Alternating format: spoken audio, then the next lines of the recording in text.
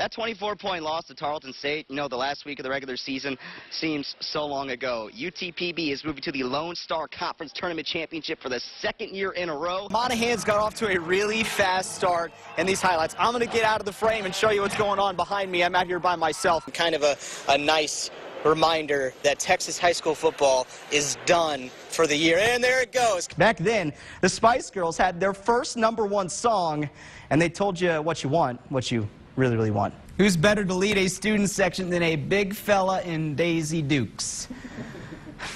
That's Jacob Granado. He's a former Midland High Bulldog and a defensive tackle for the Falcon football team, and he likes short shorts. 4 brothers, all college athletes with enough newspaper clippings to fill a room, but one story sticks out above the rest. Now, before we get too ahead of ourselves, just know that we skipped a few chapters. It's time to go back to high school. We're in an arena. There's a couple balls flying around. The objective is to get the ball in the hoop. This is a lot like basketball. In France, everybody knows it's Olé, but in America or whenever I'm going to another country, everybody call me Hole. Get it? So what is the first thing you're going to do after when you say championship? How am I supposed to follow that one up? And after all that, they were not going back to Hooters. That was a bad decision. Now, the Nunez boys recently lost their father, Domingo Nunez, who suddenly passed away from a surprise bout with cancer this week. In this game, Isaiah Nunez balled out. Coach Clint Hartman says it was the best he has seen, and he provided these stats to us. Nunez finished with 21 tackles. Odessa College men hosting Clarendon. Now, the Clarendon men wearing, dare I say it, sleeves. And of course, we talked to a few of these local coaches. You're going to get their reactions coming up tonight at 5 and 10. But for now, reporting from an empty room with a plan in hand, Peter Terpstra, Local 2 Sports. Avery McKinney is a brute with the ball. After the district title and the playoff win, the cheers, the buckets, and when the clock runs out, McKinney makes magic with the mic. What so proudly we hailed at the twilight. We had just finished our game and the varsity was about to play, and the track broke, and so they were all like frazzled about what they were gonna do, and all my friends were like, Avery, go do it, and I was like, no, I'm a freshman, like that's crazy. And so I went up there and I said, I'll do it, and they were like, are you sure? And I was like, I guess so, and so I just did it, and I've been doing it ever since. And the rockets red glare, the bombs bursting. I know one time the mic didn't work, and people were all like, oh, the mic, and we were like, she doesn't need the mic. Let her go. You might see Dad on the sidelines, making a highlight video, Mom in the stands, and you'll find her brother Evan nearby. When he was younger, he had to come to the games with like big shooting headphones, like big headphones. Evan McKinney has autism. The noise used to bother him, but now he's happy to hear his sister bring down the house.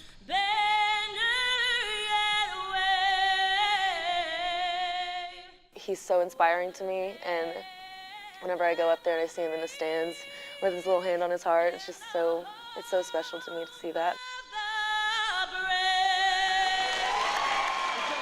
Plenty hear McKinney's music every game. Maybe it's Evan's ears that mean the most.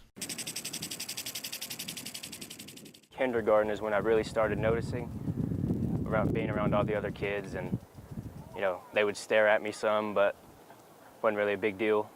But I finally noticed that, oh wow, I don't have hands. There are a couple of things I can't do, like tie my shoes or my pants or whatever, but nothing major. It's just a sort of never give up mentality, and I've got a lot of great guys surrounding me, and you know, they encourage me all the time, and they just make it easy. I try to use my shoulders a lot more. I get down a little lower than what most people would to try to make up for that, you know, get up under their shoulder pads instead of grabbing at it. It definitely is an awesome feeling, but it's not really anything special, in my opinion, being out here and doing it.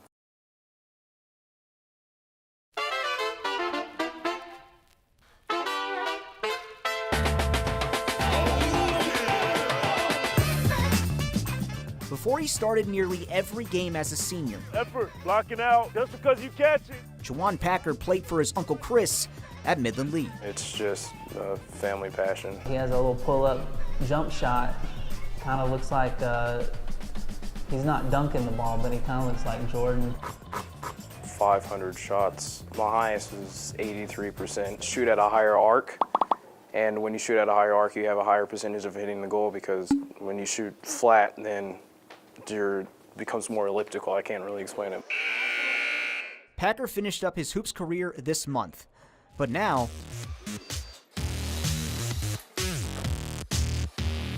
Called the Robo Junkies. he's just getting started. I've seen BattleBot so many times. Packer is at his best in this arena. It's definitely mid-range. It's not a three-point shooter like some teams. Just so you know, this is more than a game. Each robot costs around $10,000, and it's competitive. We're in an arena. There's a couple balls flying around. The objective is to get the ball in the hoop. This is a lot like basketball. This piece right here will suck the ball in. There are plenty of rules. 2 teams. In the last 30 seconds, it's called end game. Take your shot and put up the points. While the basketball team battles for best in the district, he's fighting to be the best in the world. Yes, sir. I won. Yes, sir. I have a trophy at home.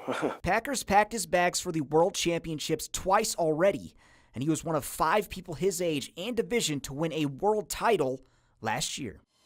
Faster, because before this thing lifts up in about 5 seconds. I've been wanting to go there since I was 10. MIT is not something that gets thrown out very regularly. An 18-year-old from West Texas has his sights set on Boston. He's in the admissions process with the Massachusetts Institute of Technology, far away from his father, Gleno. My parents were separated when I was a young age. Seeing a smile on his face, it just really puts a good spot in my heart. I like that feeling. A Midland man and his machines, hoping to leave a lasting legacy along the way. Shooters shoot. And Crane's John Esquivel lets it rip. His teammates call him John John, and he has a developmental disability. But when you see him hit the hardwood... Basketball-wise, he doesn't have one. That's what I tell everybody. His favorite part, take a guess. Shoot threes and passing. You like to shoot threes? Yeah. He spent 3 seasons on JV before he got his chance to join the varsity his senior year. And his team is quick to feed him the rock, like when Crane hosted its home tournament in late November. Entire student body's here. It's his birthday, and we're beating Odessa High, and he's in the game, and he hits a shot at the buzzer. I mean, he lets it go, the buzzer goes off. As soon as the shot goes in, the entire student body sings him happy birthday, and it was just one of those moments that, as a coach, you'll never forget. And we've had some coaches say, "Coach, we'll let him shoot it," and I'll say, "You don't have to, Coach. He's gonna get his shot off." A quick shot and a quicker smile. He lights up his team like a scoreboard. Hey, John, how many points you got? I have 51. He just pats his stats. He's so full of life, and all he wants to do is play basketball. I mean, he lives it and breathes it. If we could bottle that up and keep it and just give it to every Golden Crane that we ever had come through the doors, I mean, it would just, my job would be so easy, you know what I mean? So what would you do if you had a shot? If you're anything like John John, you'd take it. Hey guys, don't forget to fill out your bracket for the March Madness office pool. Smiley face. I wonder who I should pick. This one's gonna be tough, but I think I got it. Fastest 40, fastest 40. Woo pig, woo pig, woo pig. 60% of the time, Spud Webb wins. Every time. I think a jackrabbit could outrun a golden flash, whatever that is. Easy. Winner.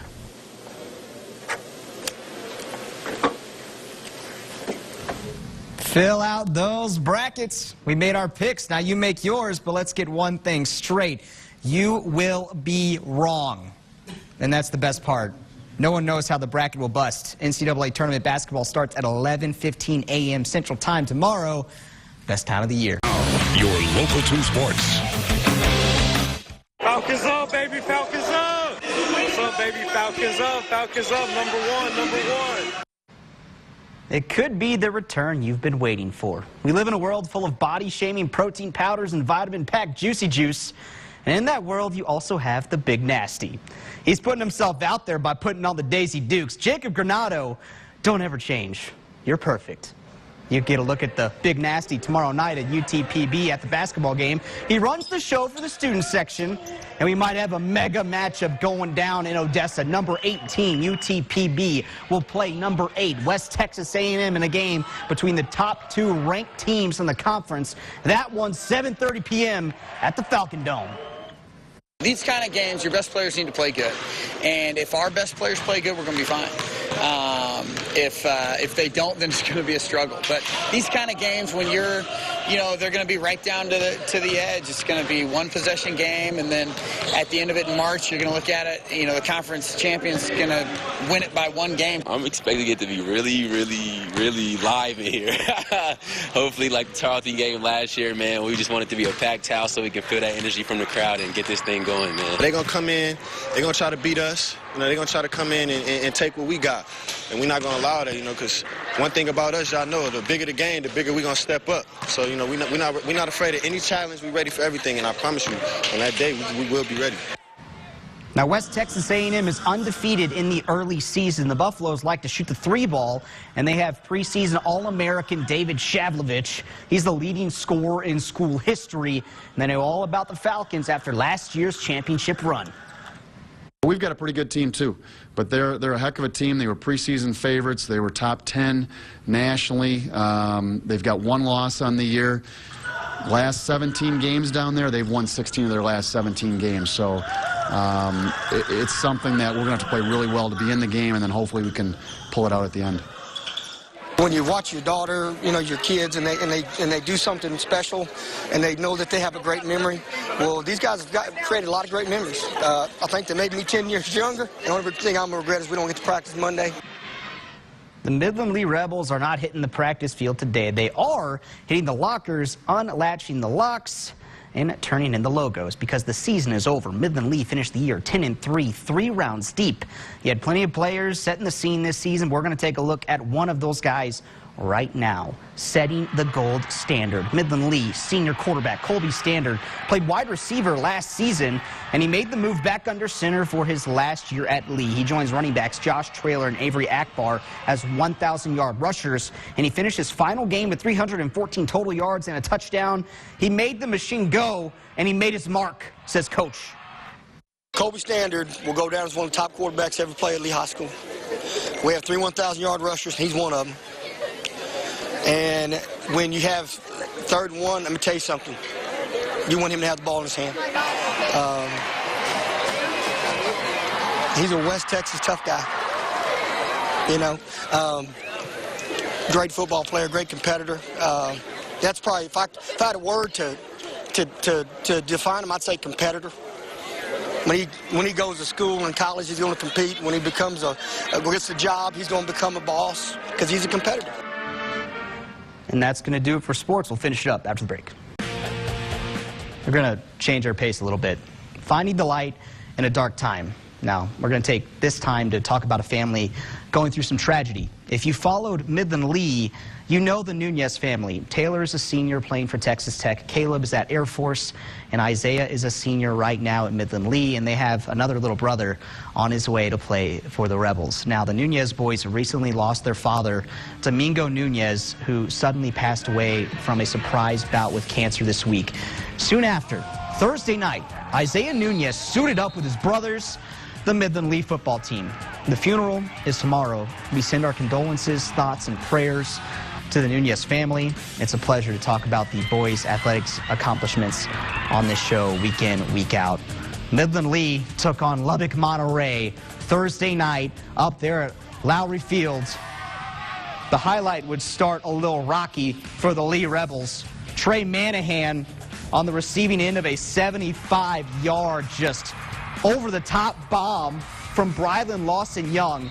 20 seconds in, and Lee's looking at a 7-0 deficit.